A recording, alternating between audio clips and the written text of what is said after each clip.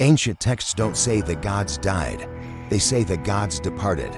Across countless civilizations, the same story unfolds, a moment when the architects of our world simply vanished, leaving humanity alone with their creation. Take the Sumerian tablets.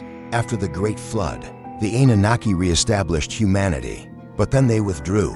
They didn't rule openly again. They didn't rebuild. They just left the system running and disappeared from the stage. This is the detail most myths quietly avoid. The gods leave before the experiment is over. In Egypt, the first time, or Zep Tepi, was an age when gods walked among mortals. Then, suddenly, they ascended. Pharaohs inherited fragments of their divine authority, but not the knowledge behind it. The builders were gone, but the incredible structures remained. Mesoamerican myths tell a disturbingly similar story. Creator gods fashioned humanity, perhaps taught them too much, and then wiped the slate clean and left. The few survivors were warned never to seek their architects again. In the Book of Enoch, the divine watchers are bound and the gates of heaven are closed. Communication ends. A divine silence falls over the world, one that becomes permanent. What remains is a world with governance, but no guidance. These ancient texts suggest the architects never intended to stay forever.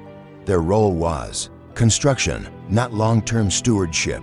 They shaped biology, they designed social hierarchies, and they encoded fundamental laws into the fabric of reality itself. And then they stepped back, not because their work was complete, but because it was stable enough to run on its own. This is perhaps the most unsettling implication of all.